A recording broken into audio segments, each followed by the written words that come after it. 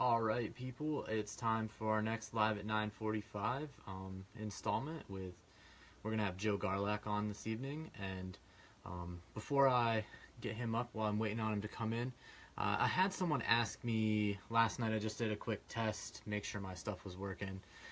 And I had someone ask me about some swag for Live at 9:45. So I started making these plates a little bit ago, and Joe just came in, so I'll bring him on the camera. And you can't see them very well, but I do have some Live at 9:45 plates. If you're interested in them, you can feel free to hit me up. We'll go from there, but I will get Joe in here so we can get talking. Whoops. Uh-oh. Come on, phone. Sorry, guys. Having phone issues. Alright, so Joe in there. Alright. Any second. Sent my invite. Hey, man. How's it going? What's going on, man? Not much. Oh, I gotta turn up my speakers over here on the side. I got that all working.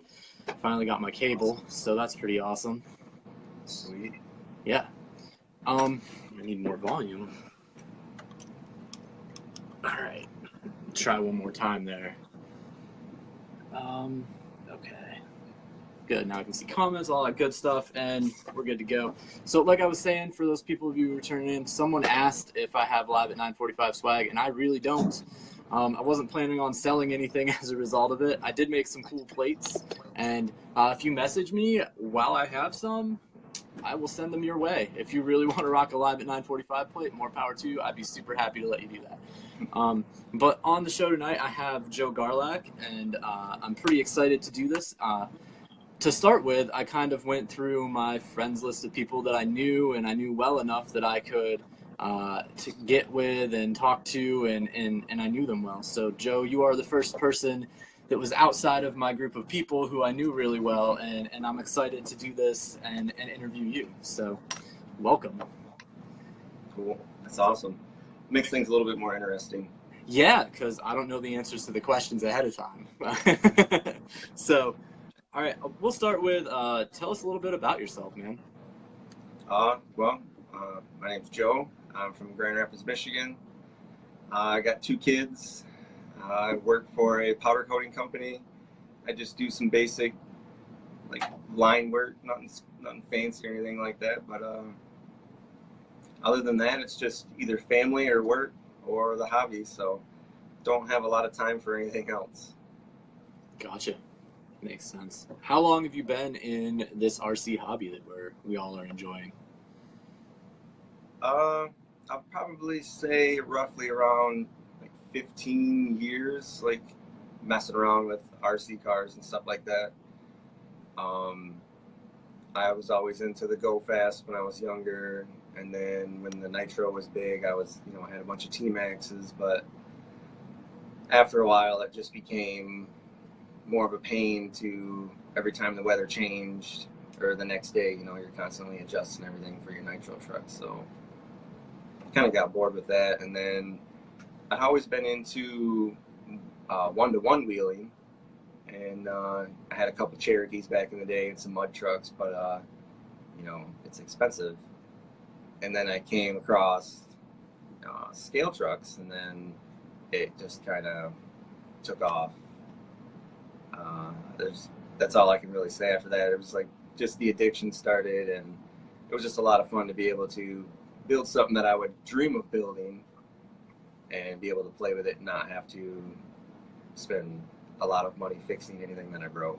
So Exactly. I think that's definitely a big draw in what we do.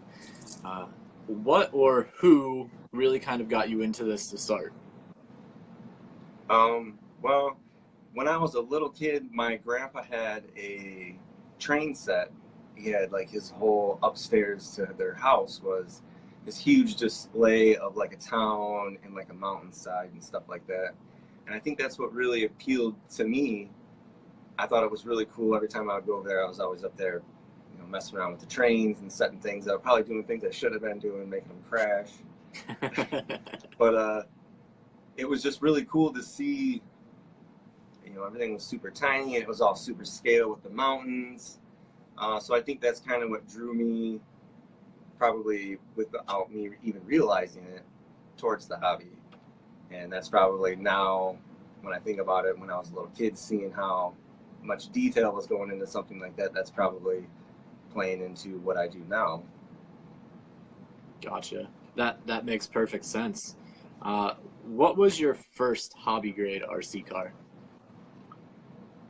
My first hobby grade RC car was I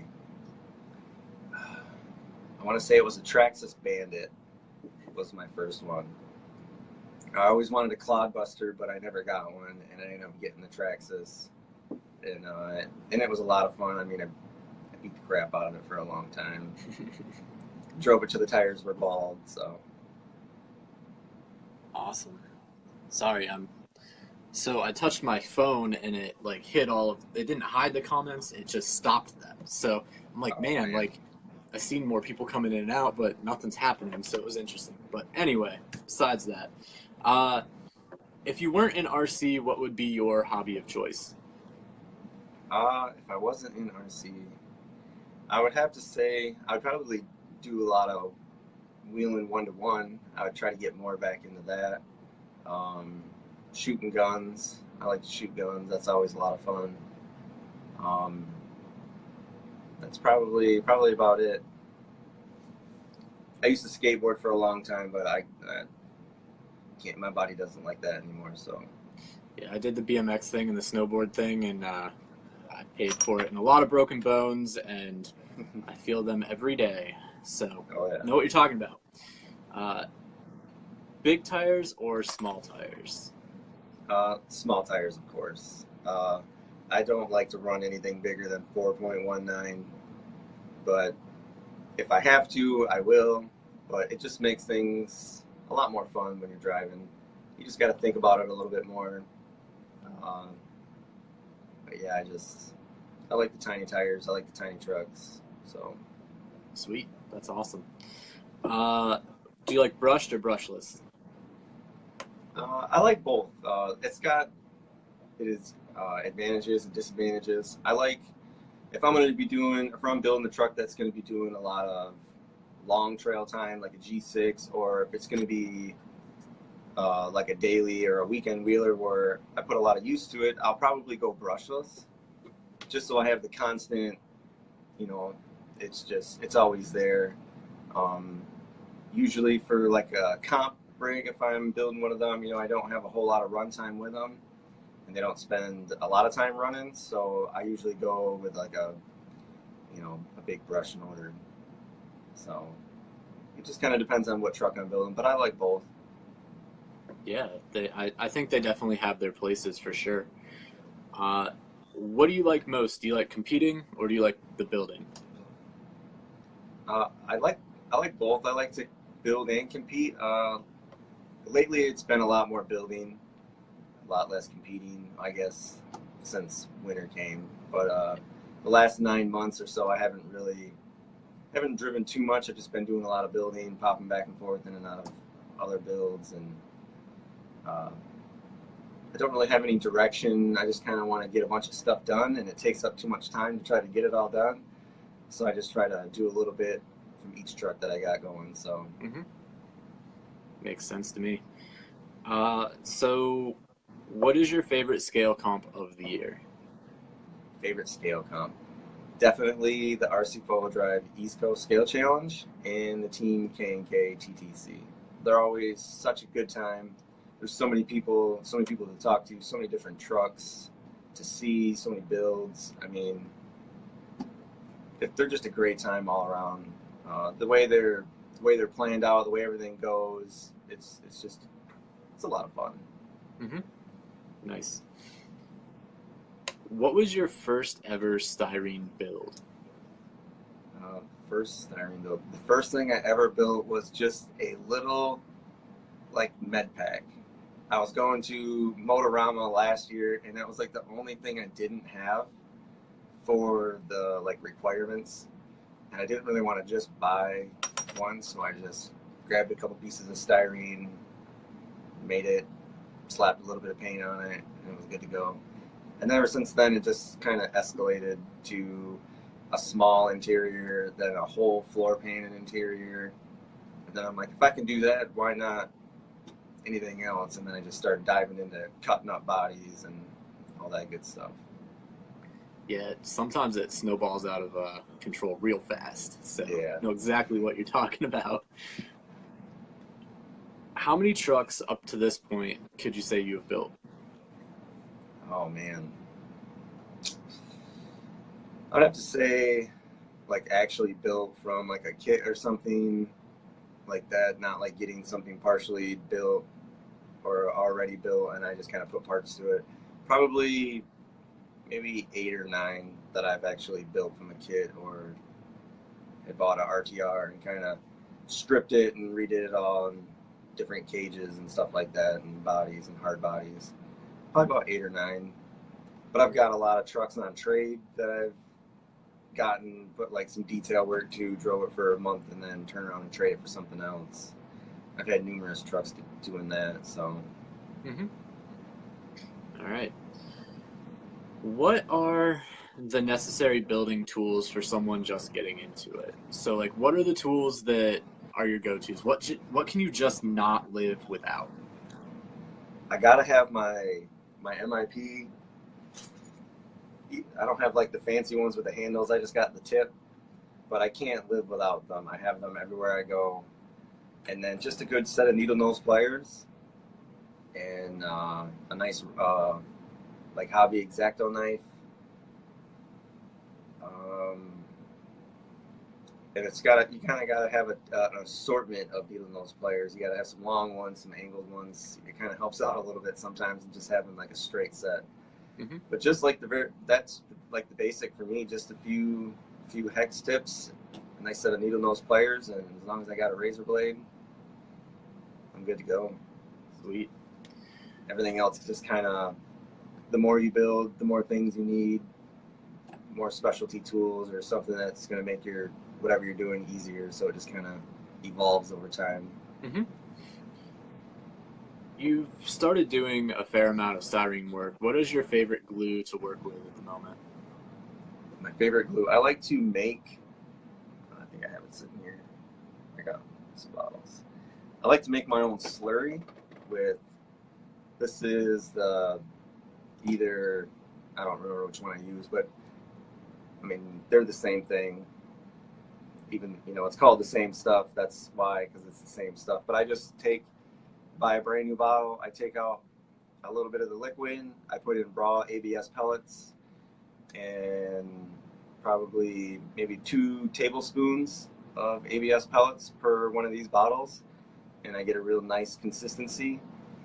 And if I'm doing something that's more for like big door jambs or body seams on the inside of the body, I'll use that. It tends to give a super strong hold, and it's sandable. I mean, you can fill in holes with it. You can make it different thicknesses, however you like it. Runny, super thick and gooey. But that's what I like to use. I've been recently getting into the normal CAs, like the thin and the medium, with the what is that? The activator or whatever that is. Oh, the good stuff. I've recently started using some of that, and it's nice because I don't have to hold it and wait for it and set it to the side. I can spray it, and then I'm good to go. So if I'm doing simple stuff that doesn't have any structural aspect to it, I'll use the CA glue for the quick stuff. So, but I like to use a little bit of both now that I've kind of worked around with both of them. They got their ups and downs, so. Yeah, they all definitely have their own attributes, and I like that you talked about a variety, because as I've done stuff over the years, that's what I've found works really well as well. So, how do you find a truck to build? Where do you gain your inspiration? What do you do there?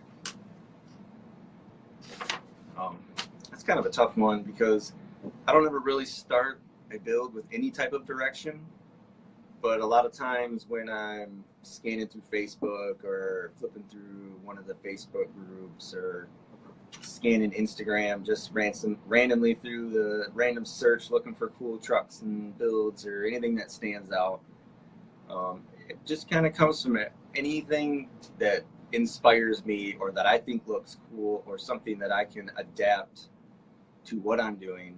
I'll try, and if it doesn't work, it doesn't work. But just kind of, I get an idea of how I want to start or where things are going to go, and after that, it just kind of piece the puzzle together. Nothing ever really fits how you want it to, so as things go, it just kind of progresses, I guess. I really like that statement, so I'm going off the list of questions that I talked to you about. You said nothing really fits the way you want it to.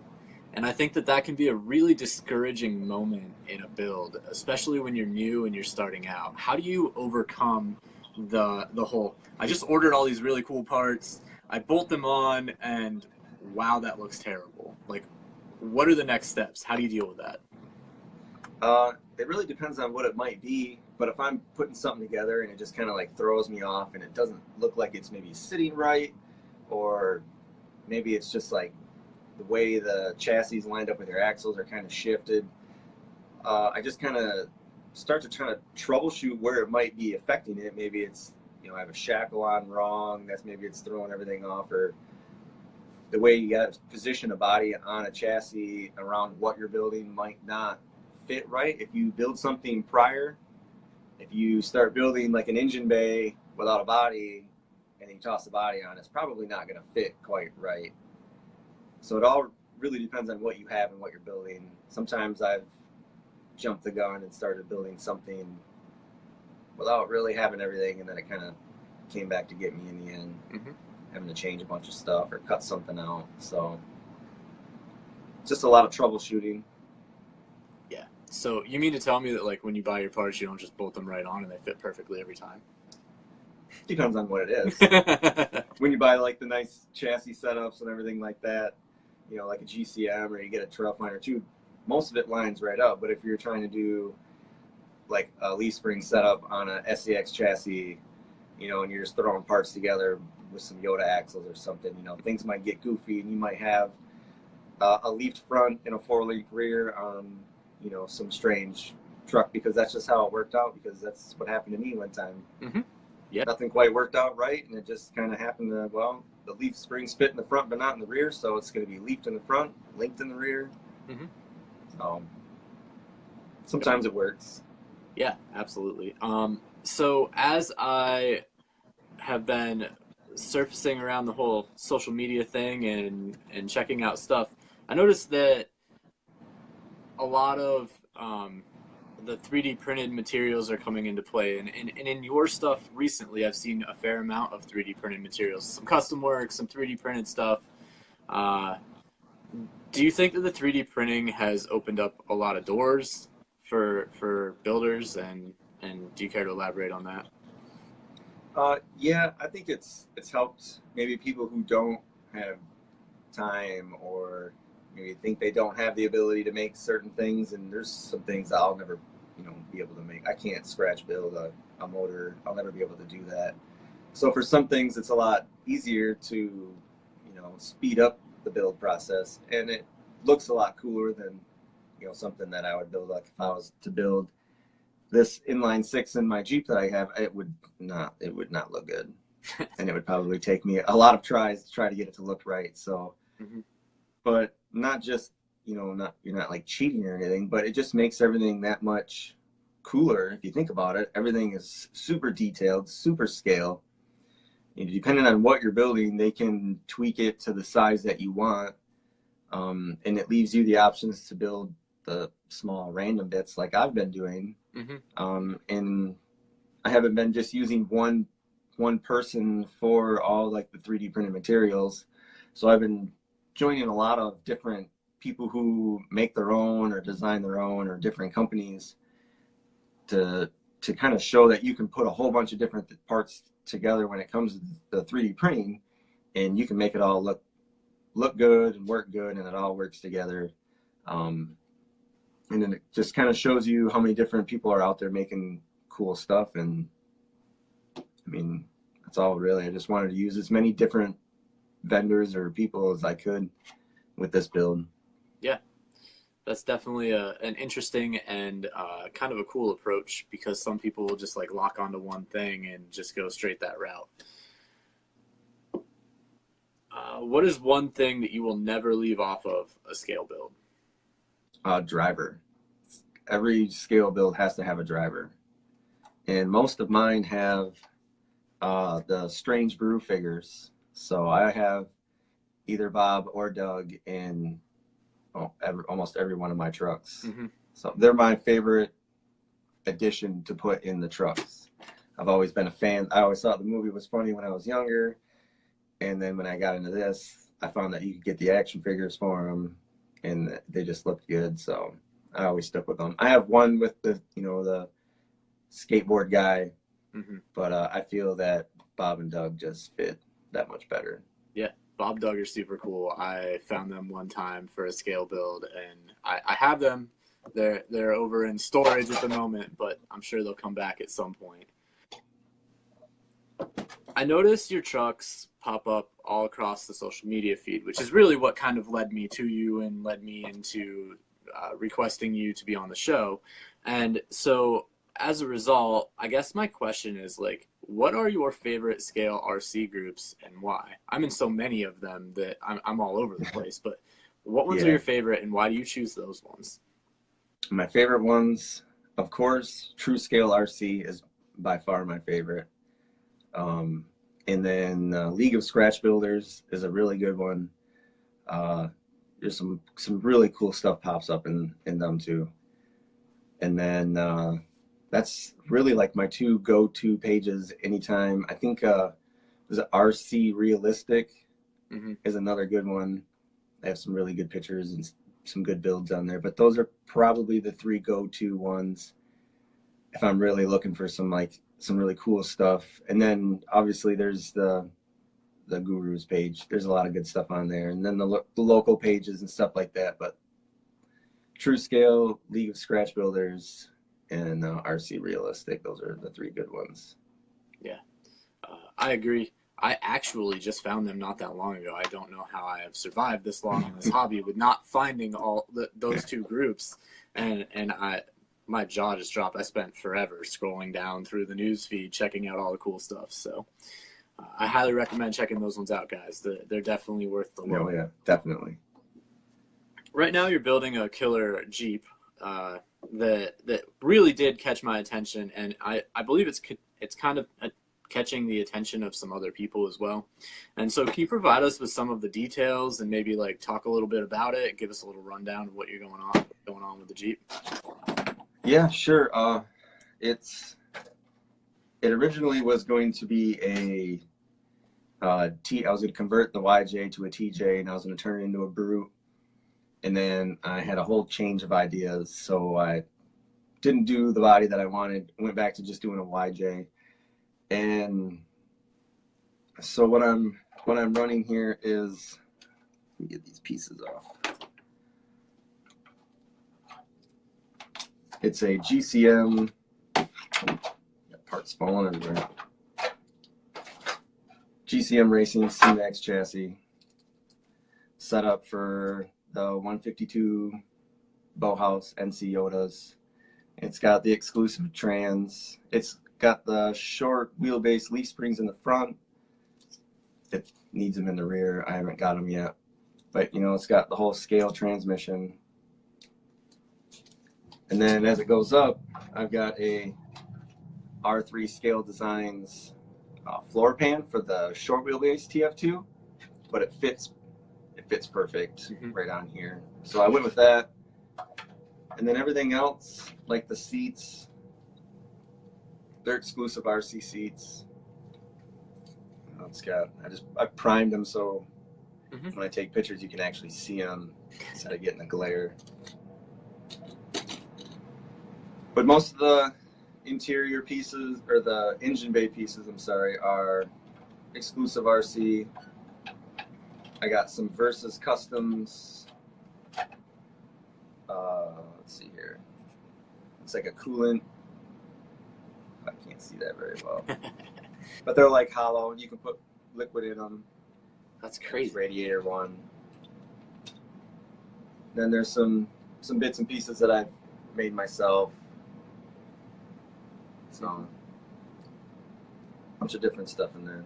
Awesome. I would totally encourage you to throw up some pictures when we're done, or maybe even a link if you have a build thread going on a forum, and kind of show it off. Then people can check it out as they're going down through.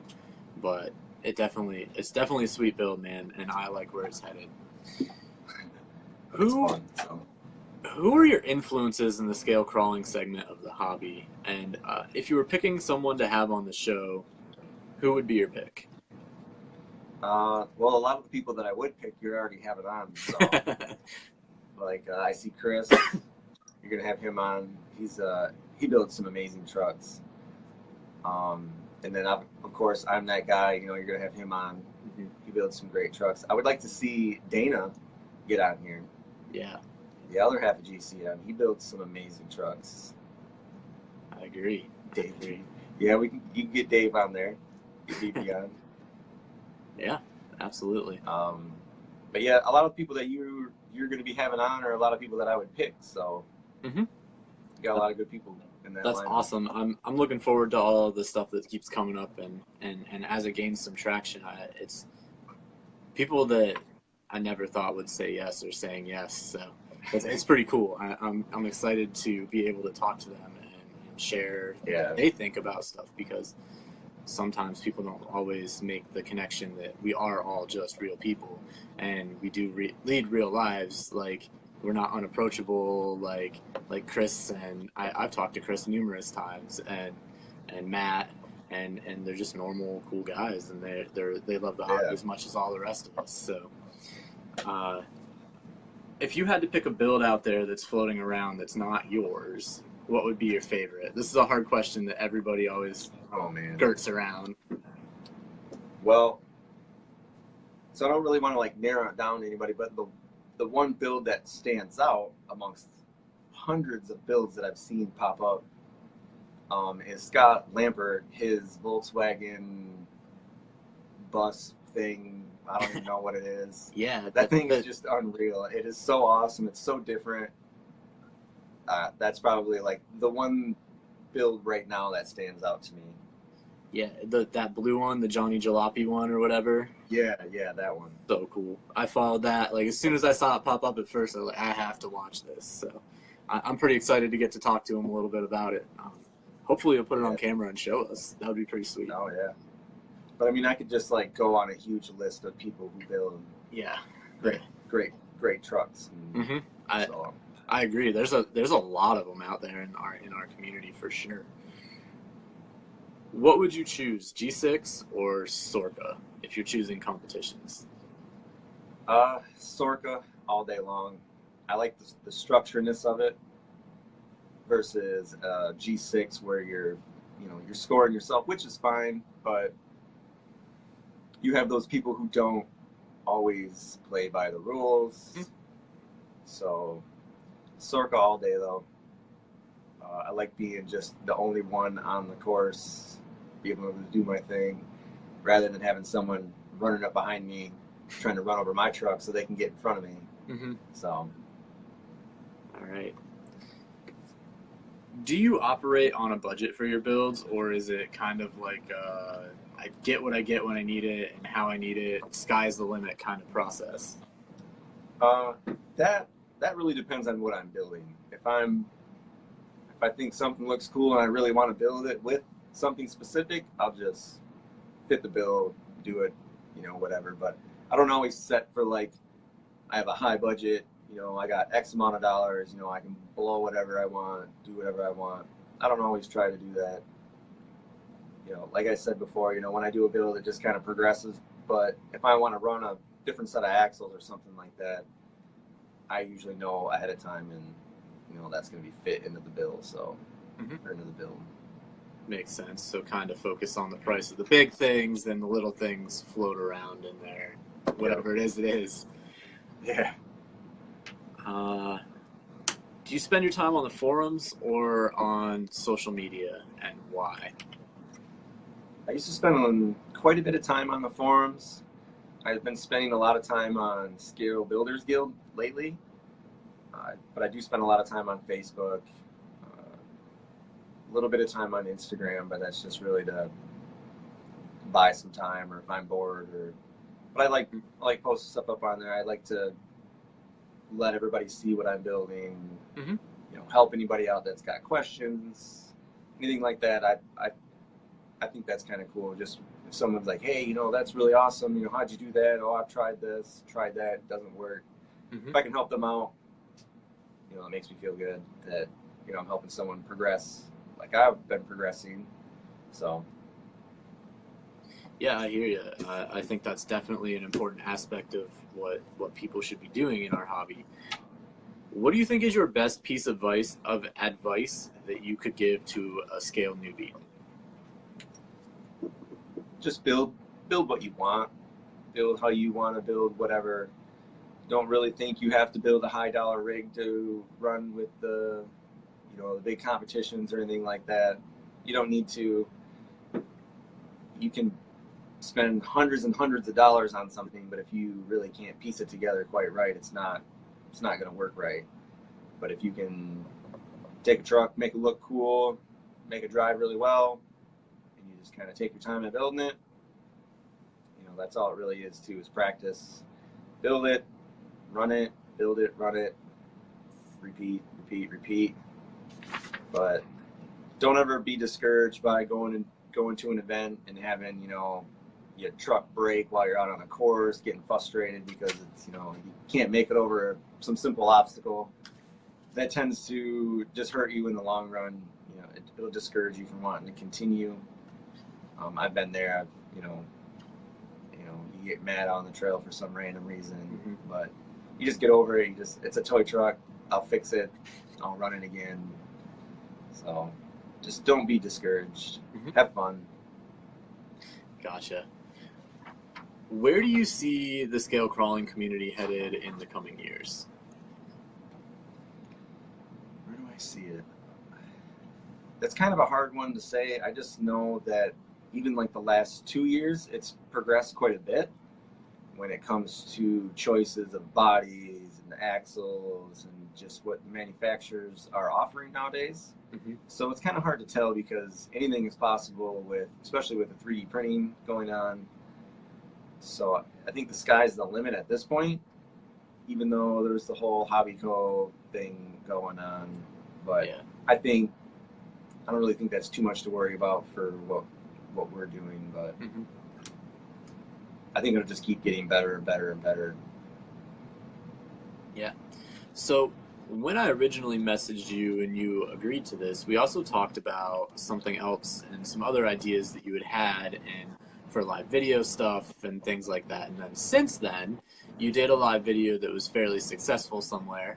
And after that, you began to pick up and create a little plan toward doing maybe some more. Do you care to discuss that and what's going on with that?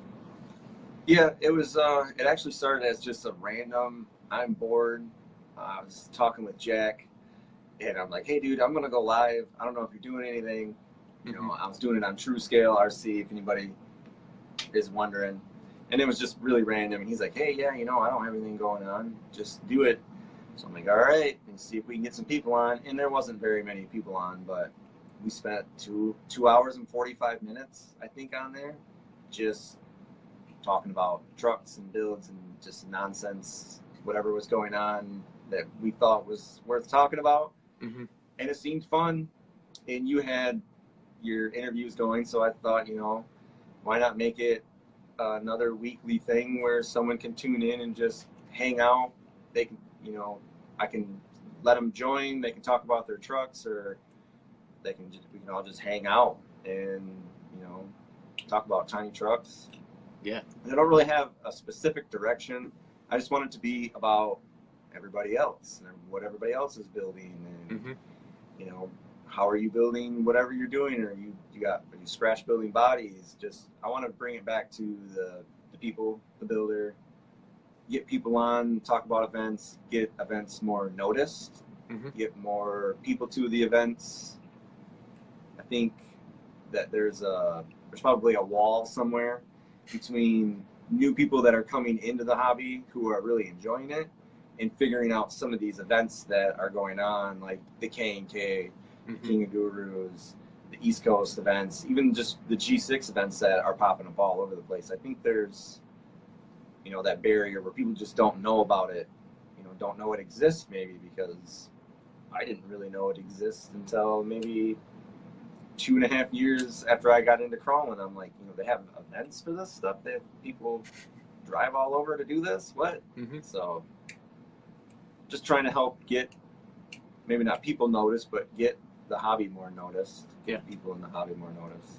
So yeah, and it was really cool, and it was just kind of raw with no plan and a big discussion. It was really interesting. And so, but behind the scenes, I have to throw a shout out to you and Jack. Jack commented who ? So Jack are biased. But anyway, Jack and you and I have spent a fair amount of time exploring and messing around with this whole thing that is Facebook Live, and we learned a lot. We did a lot of experimenting, and I owe a lot of how well all of this works to you guys, and that opportunity to mess around and kind of play with Facebook Live and how well it all works. So thank you to the two of you for sure. Oh yeah, no problem. And I think it was Jack was the one who created our little testing group. So that I would have never have thought to do that. And we kind of went to town on that and just started getting all these ideas. We started figuring out all kinds of stuff. So yeah, it definitely helped out. You know, able to do the side by side instead of the little screen in the corner. So lots of experimenting and learning, and it definitely was helpful. So I have to ask, do you currently have any sponsors, and if so, why have you chosen those companies? Yeah, I have a couple. I have Hardcore RC, Michael Newman. He does links. I helped him out. I met him at Motorama in Pennsylvania last year. Hung out at the event. I met him through a buddy of mine, Brian Pratt. And after I came back home, he was looking to do some links for TF2. I helped him out with some dimensions and stuff like that, and it kind of just escalated into being part of the team. So it was pretty awesome being able to help out with that. And I also have just recently I picked up Brood Racing, or Team Brood. So that was pretty cool to get on there and Eddie makes some amazing motors, and broken some parts already due to the motors. So I've also just won the Locked Up RC, the next team driver. I just recently went through a whole team driver contest with that. So that's fairly new with that. So that was really cool. It was a lot of behind the scenes work and stuff like that over the last probably about a year, I would say. So it's been in the works for quite some time. Cool. I've watched those go through the process. I never went down that road, but I definitely watched them go through the process, and it's a cool process. So, last but not least, I have to ask you, what should we expect to see from you in the future that's coming up here? What should you see from me in the future? A lot of builds. A lot more builds. I've got a few really cool ideas that I want to do, and I have one build that I want to finish that I've been putting off for like 5 years. So I'm going to try to get that done, but I also have 2 builds that I know that I want to do. So I'm going to hope to get everything, well, the majority of everything that I need to start those. So I have everything on hand, and so a lot of really scale trucks are going to be popping up. Awesome. Lots of styrene work. I'm going to try not to use so much 3D printing stuff when it comes to like doing door panels, maybe dashes. I'm going to try to start doing more of that on my own. That'll be like an obstacle that I want to try to overcome. So that's one of the only goals I really have, is to get more handy with the styrene. Yeah. And from what I've seen so far, that's not going to be an issue. So I'm pretty sure you got that covered. So from my end, I want to thank you for being on and thank you for doing the interview. As always, I kind of at the end want to wrap it up by saying that if you who watch this know of people that you think you would like to see interviewed, by all means, comment them up, ask me. I'll send out messages to them and we'll see what kind of response we get. I genuinely appreciate all of your interest. I didn't think that it would grow on the level it's growing right now. I figured I'd maybe get some people who tune in, and I definitely appreciate the people tuning in and watching and paying attention. My goal is always to highlight the builders and just whoever I think is cool and interesting in the hobby, and I like that it's not geared in one direction, so I can kind of move it around. However, if I find someone doing something cool over here, I can go with that person, or if there's someone who just released like this super killer new product, I can just highlight them. Whatever it is, I would love to be able to do that. Other than that, a shameless plug for myself, feel free to check out my website, vanwardcustoms.com. I'm always adding new stuff, doing new things, and there's a cool tab in there for showcasing. I have a blog going showcasing some of the builds I'm working on. So if you're not interested in the things I sell, at least check out the cool stuff that's being made. So other than that, thank you all for tuning in, and thank you, Joe, for being on. And I'm sure this isn't the last we will ever hear from you. So Yeah, we'll go from there. And actually, I think he just messaged me, but I think he wants me to say something. I don't know if Terry wants me to go ahead and do it, but if he wants to, give me some thumbs up, and maybe I'll say it. I saw the ooh face, like, oh no. Ooh. I don't know if he wants me to or not. Yeah, I don't know. But yeah, it was a blast being on, and I'm glad that you allowed me to be on. Yeah. So it's a lot of fun. A lot of people don't know who I am. You got the green light, man. Do it. I'll do it. So I'm just gonna go ahead and let everybody know that I recently been reached out. Terry got a hold of me, and I'm going to be representing RC 4-wheel drive for 2018. So that's a really big achievement for me. When I first got into the tiny trucks and came across RC 4-wheel drive and figured out people were being sponsored, never really knew that was a thing. Mm-hmm. So, and then I always joked around with my buddies, oh, how cool would it be to be part of RC 4-wheel drive? They make everything scale. So, and then now to be part of the team, it's pretty awesome. It shows a lot that, anything's really possible. It's something it's just a joke. So I think I explained it to a couple people, and they said it was just kind of, you spoke it into existence. You always talked about it. You're always giving them, positive feedback on everything because you like all their stuff. So mm-hmm. A lot of people said I made it happen just by speaking it into existence, but well, and I don't know. That's the makings of, I don't have any team drivers, and I'm not looking to gain any at this second or anything, but that's the makings of what people are looking for. They want you to be supportive of their product and truly, truly like it and support it and be a positive spokesperson. And if you're doing that, that's what companies are looking for. I've had tons of people ask about stuff like that, and that's what they want. They want positive people. So exactly. You're probably not wrong. You probably did speak it right into existence. So that's awesome. And so congrats, man. I'm glad that you were able to say that, and I'm glad that it came through and all of that's awesome. So yeah, that is definitely awesome. I can't wait to see, what comes of 2018 because of this. So mm-hmm. Everything, it's going to be a good year. I know that. So thanks, Terry. Thanks for giving me a chance to be on the team, and I won't let you down, man.